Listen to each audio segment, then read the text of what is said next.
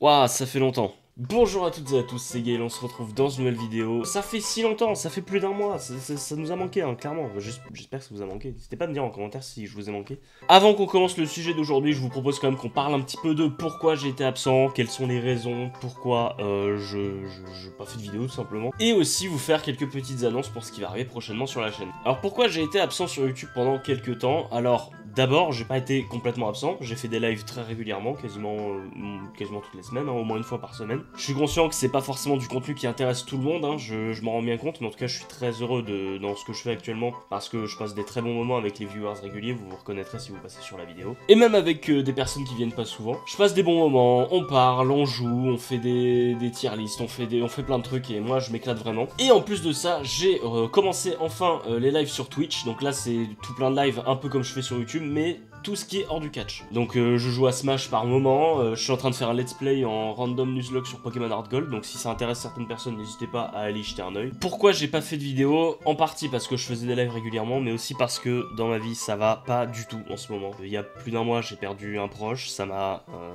vraiment beaucoup affecté. C'était la semaine d'Elimination Chamber, et à partir de là j'avais plus de motivation pour regarder du catch. Pendant ce temps-là je regardais de loin, j'ai même pas regardé Elimination Chamber pour vous dire. Déjà que ça allait pas dans ma vie à ce moment-là, à partir de là ça a été vraiment très compliqué depuis plusieurs semaines. J'avais plus aucune motivation pour quoi que ce soit, vraiment. Et que ce soit pour les vidéos, pour regarder du catch, j'avais plus du tout envie. Et là j'ai trouvé un sujet qui je pense peut être très bien pour repartir doucement mais sûrement. Maintenant, les petites annonces qui vont être certainement intéressantes pour certains. Ça concerne du coup les lives, donc ça, y en a ça va peut-être pas les intéresser, mais vous le savez très bien, sur WWE 2K23 j'ai fait une série MyGM avec plein de personnages complètement délirants. Ça a été très divertissant, il s'est passé beaucoup de choses très marrantes. Et le mode MyGM de 2K24 est vraiment très cool, donc je compte en refaire sur 2K24 très bientôt. Mais je me dis, voilà, c'est bien, on va recréer du monde, on va remettre des personnages, tout ça. Mais ce que je trouverais vraiment marrant, c'est que vous, les viewers, vous ajoutiez vous-même vos personnages, vos catcheurs et catcheuses dans cette série. Et c'est pourquoi je vous propose, jusqu'au 9 avril, sur WWE 2K24, si vous êtes intéressé, de créer votre catcheur, peu importe catcheur, catcheuse. Vous faites ce que vous voulez, vraiment, dans la limite du respect, bien sûr, pas de nom offensant ou quoi que ce soit. Mais je vous propose de créer donc votre catcheur, de le publier sur la communauté 2K24 au hashtag GailMyGM qui va s'afficher ici, pour que je puisse le retrouver et l'intégrer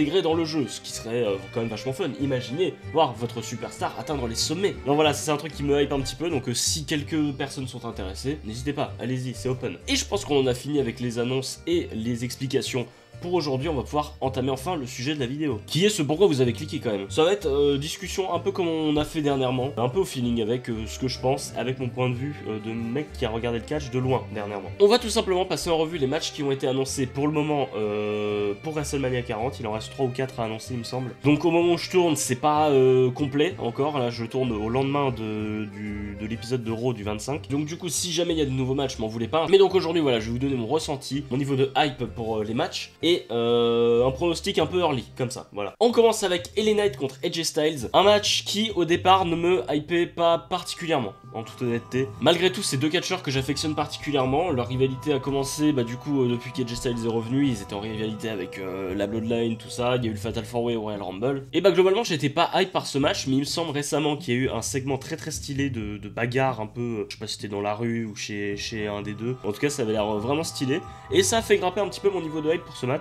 Et je pense que ça peut être très cool, on peut avoir un public assez investi. Et si je devais donner un pronostic dans l'instant T, je verrais bien LA Knight hier gagner ce match parce que pourquoi pas, hein, écoute. Mais en tout cas c'est un match qui peut être sympa, je pense qu'on peut avoir un bon match. Et d'ailleurs je l'ai pas dit mais je trouve déjà que sur le papier on peut avoir l'un des plus grands WrestleMania de tous les temps. Et avec ce qui arrive et les matchs qu'on risque d'avoir, ça va être quand même assez exceptionnel comme WrestleMania. Les championnats indisputés par équipe du Judgment Day seront défendus dans un 6-pack ladder match. Alors les équipes qui se sont qualifiées pour ce match sont DIY, Johnny Gargano et Tommaso Ciampa, le New Day, Xavier Woods et Kofi Kingston, Awesome Truth, R-Truth et le Miz. Et du coup il reste encore deux équipes à choisir. Alors attends, faut que je regarde. Et donc du côté de SmackDown, il y aura encore deux équipes à qualifier. Austin Theory et Grayson Waller affronteront les Street Profits. Et New Catch Republic, Tyler Bate et Pete Dunne affronteront Legado del Fantasma. C'est Humberto et Angel Garza. Si je devais donner mon pronostic pour ces deux matchs, je vois bien Austin Theory et Grayson Waller aller à WrestleMania. Et de l'autre côté, Legado del Fantasma. Ouais. Tyler Bate et Pete Dunne ont déjà eu plusieurs opportunités. Je pense que ça peut être pas mal pour renforcer un peu ce clan autour de Santos Escobar. En tout cas,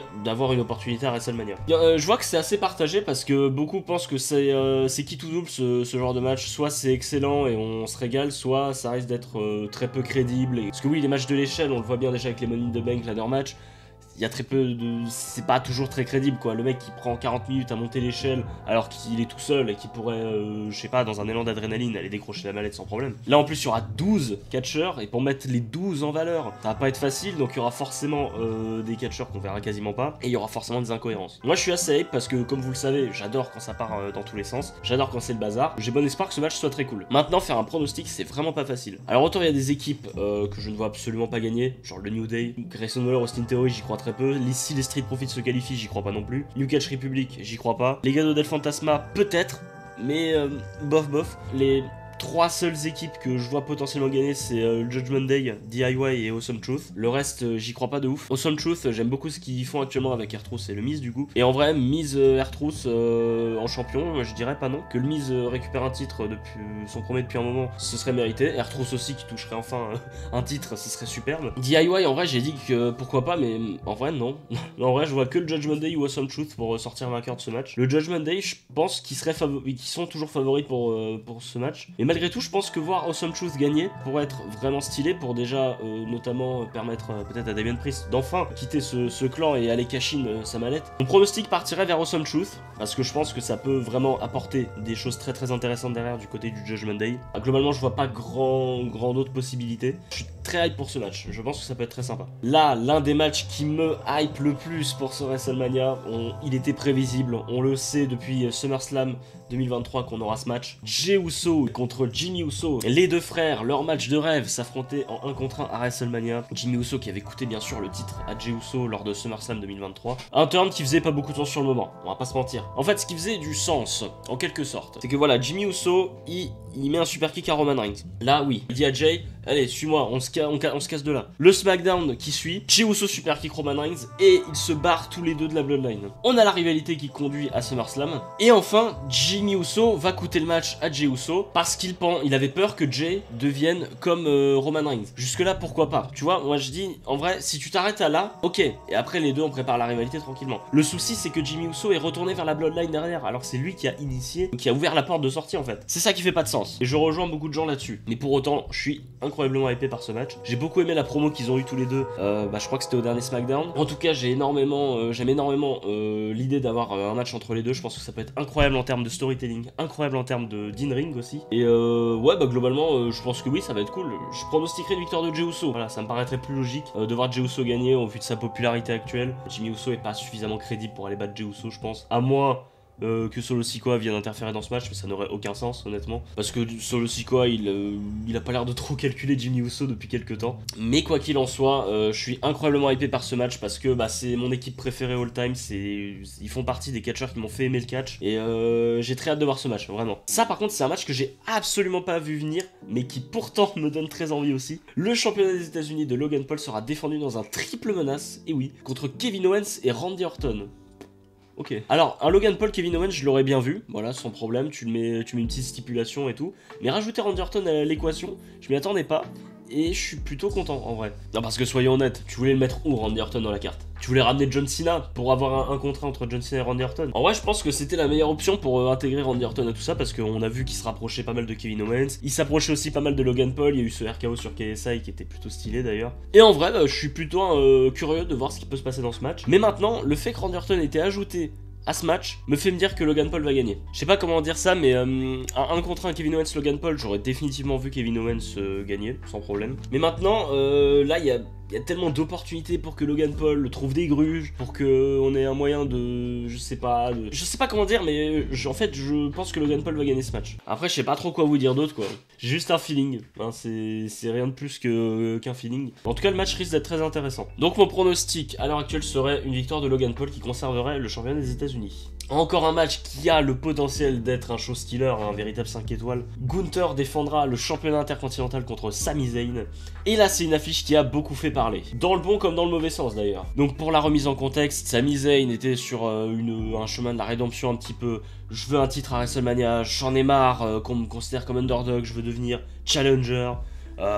Mais j'ai pas réussi à me qualifier pour l'Elimination Chamber.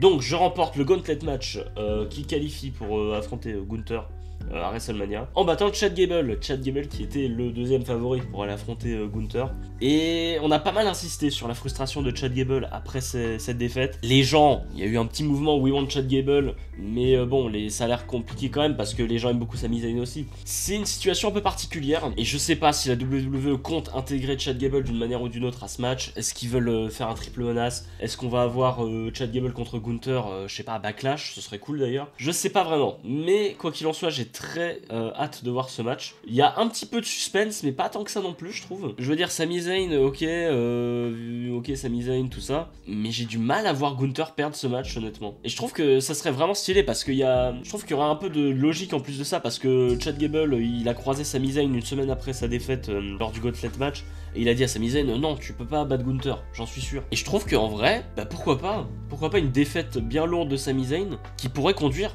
vers un heel turn pour coûter le titre à Chad Gable lorsqu'il affrontera Gunther à Backlash. Non mais c'est incroyable. Non mais en même temps, engagez-moi la WWE. Alors je sais pas si ce serait forcément la bonne solution, mais je trouve que ça pourrait être intéressant. Et je pense que le match peut être exceptionnel parce que t'as Gunther qui est l'un des meilleurs actuellement à la WWE sans aucun débat. Il est capable d'avoir des matchs exceptionnels avec absolument n'importe qui. Je suis sûr que même tu le fais se battre avec une chaise ou une échelle, il arrive à avoir un 4 étoiles au moins, si ce n'est plus. T'as Sami Zayn en face qui est un underdog exceptionnel, qui va être capable d'engager un public dans ce match. Et en plus de ça, il est excellent in ring. Je pense que vraiment on peut avoir un incroyable match. Mais je pronostiquerai une victoire de Gunther dans l'instant T. A voir si l'affiche évolue avec potentiellement l'arrivée de Chad Gable dans le match. Est-ce qu'on va avoir un changement? Est-ce que Chad Gable va remplacer Sami Zayn? Je ne sais pas. Mais en tout cas, je suis très curieux de voir ce que ça va donner. On passe enfin au premier match féminin de cette carte de WrestleMania. Il n'y en a pas beaucoup. Il y en a que deux en fait. Rhea Ripley affrontera Becky Lynch pour défendre le championnat du monde féminin. Et c'est un match qu'on a vu venir de très très loin, bien sûr. On a vu Becky Lynch remporter cette Elimination Chamber sans trop de surprise. Ce que j'ai trouvé un peu dommage, c'est lors de la conférence de presse de WrestleMania, on n'est pas ajouté Bianca Belair dans la confrontation Becky Lynch-Rhea Ripley. Je sais que c'est l'affiche qu'on attend, c'était l'affiche prévue depuis longtemps, ça donnait déjà beaucoup de hype, mais en fait le fait que Bianca Belair soit intégrée au match, je trouve que ça aurait été vachement intéressant de les confronter toutes les trois en fait, pour qu'il y ait un peu de suspense. Est-ce que Becky Lynch va gagner? Est-ce que Bianca Belair va gagner? Ça aurait pu être un peu plus intéressant. Mais quoi qu'il en soit, je suis quand même curieux de voir ce match. J'ai pas du tout envie de voir Becky Lynch gagner par contre, ça je vous le dis. J'ai rien contre Becky Lynch, mais j'aime trop Rhea Ripley actuellement. Ce serait une si belle victoire pour Rhea Ripley que de battre Becky Lynch quoi. Ce serait exceptionnel de battre Becky Lynch pour crédibiliser encore plus son personnage, ce règne de championne. Et je pense qu'on peut avoir un très bon match. Quoi qu'il en soit, Rhea Ripley Becky Lynch, c'est un match que j'attends. J'attends, mais c'est pas autant que par exemple un Gunther Sami Zayn ou un Roman Reigns Cody Rhodes. On y revient après. Je pronostiquerai une victoire de Rhea Ripley. On passe à l'autre match féminin qui a été annoncé. Le match pour le championnat de la WWE défendu par Io Sky contre Bayley. Et je trouve que c'est dommage parce que la WWE n'en fait pas assez avec ce match. On a l'impression que c'est un programme de mid-card presque. Alors que pourtant c'est une histoire qui a été buildée depuis SummerSlam 2022 quasiment. Avec la création de Damage Control, l'exclusion de Bayley, la victoire au Royal Rumble. Et je trouve que la WWE n'en fait pas assez. C'est dommage de ouf quoi. Alors que pourtant l'histoire est plutôt intéressante. Moi je trouve que c'est plutôt pas mal ce qui se passe avec Bayley qui semble être seule contre toutes. On a eu un petit espoir que Dakota Kai s'allie à elle, mais au final non, pas du tout. Et je trouve que c'est intéressant. Et franchement en plus de ça il y a beaucoup de suspense. En fait je pense que c'est le match que j'ai le plus de mal à pronostiquer de tout WrestleMania. Parce que d'un côté j'aimerais vraiment voir Bayley gagner ce match, tu vois. La récompense de plusieurs années de travail encore une fois. La victoire au Royal Rumble. Mais en même temps Io Sky elle est encore relativement nouvelle dans la scène du main event de la division féminine. Et ça serait quand même là, encore une fois, comme pour Rhea Ripley, un accomplissement énorme de gagner dans le main event de WrestleMania contre Bayley, tu vois. Enfin, le main event, ce sera pas le main event, mais t'as compris ce que je veux dire. Donc c'est un peu compliqué. C'est un petit peu compliqué. Je sais pas s'ils vont ajouter de la stipulation à ce match. En tout cas, la storyline est intéressante et c'est dommage que la WWE n'en fasse pas plus avec ce match. Vraiment, parce que y a un potentiel aussi d'avoir un excellent match. Et je suis curieux de voir ce qui va se passer en tout cas. Comme pour tous les matchs, je vais me répéter beaucoup, je suis désolé. En même temps, c'est que de la spéculation là. On pronostique, on débat et puis voilà. Je pronostiquerai plutôt une victoire d'Io Sky, mais pas 100% convaincu, tu vois. Vraiment, c'est le match que j'ai le plus de mal à pronostiquer. N'hésitez pas à me faire part de vos pronostics dans les commentaires d'ailleurs, ce serait très intéressant. Bon là, ça y est, on arrive dans les hautes sphères de la WWE. Seth freaking Rollins défend le championnat du monde poids lourd contre Drew McIntyre, avec CM Punk qui a été annoncé comme commentateur spécial de ce match. Déjà, leur segment à Raw, je l'ai regardé du coup, c'était vraiment stylé, ça m'a hype encore plus. La storyline est vraiment très cool. cool. McIntyre est excellent actuellement, il est incroyablement divertissant, que ce soit in-ring, que ce soit au micro, que ce soit sur les réseaux, il est super. Vraiment, j'adore Drew McIntyre. J'adore Seth Rollins, j'adore son règne actuellement, mais il serait peut-être temps de lâcher un peu l'affaire. Voilà, j'ai trop envie de voir Drew McIntyre gagner. Je suis clairement pour Drew McIntyre et je pense qu'il doit gagner. Et je pense qu'il va gagner sur tout ce match. Ce sera mon pronostic. Parce que voilà, McIntyre, il va gagner enfin un titre devant une salle, devant un stade entier. Ça fait 4 ans qu'il attend ça, Drew McIntyre. Et je pense que c'est vraiment le moment parfait. Rollins, il a déjà fait beaucoup avec ce championnat. Il a mis en avant plein de monde. Il a élevé une ceinture qui partait de rien à un niveau quand même vachement élevé, du coup. Et je pense que McIntyre est la personne parfaite pour prendre le flambeau et continuer d'élever et de donner de la valeur à ce titre. Et en plus de ça, on est en train de builder un truc avec CM Punk autour. Potentiellement une rivalité Drew McIntyre-CM Punk plus tard dans l'année si Punk revient à 100%. Une rivalité Seth Rollins-CM Punk qui arrivera, qui n'a pas besoin d'une ceinture. Donc je pense que c'est pas plus mal en vrai que Rollins drop la ceinture. Ah, quoi qu'il en soit, j'ai très hâte de voir tout ça. Je vais pronostiquer une victoire de Drew McIntyre. On a besoin d'un nouveau champion. Rollins en a déjà beaucoup fait. Et je pense qu'il peut passer à autre chose, voilà. Allez, ça y est, on rentre enfin dans le programme qui tient tout le monde en haleine, plus ou moins, pour WrestleMania. Dans un premier temps, le match par équipe qui devrait avoir lieu en nuit 1. Cody Rhodes et Seth freaking Rollins affronteront The Rock et Roman Reigns.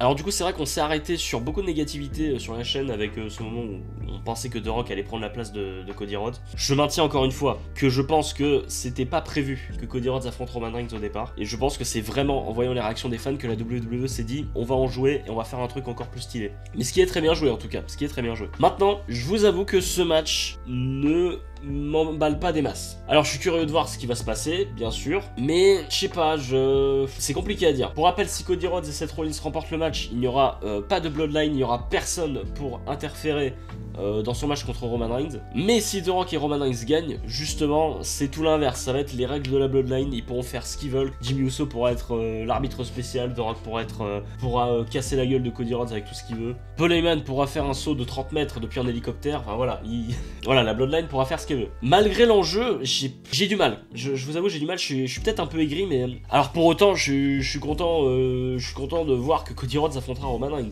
Ça, y a pas de souci. Ah, je sais pas quoi vous dire. Puis même le segment dernièrement entre Cody Rhodes et Roman Reigns où il disait oui, venez tout seul parce que sinon, voilà.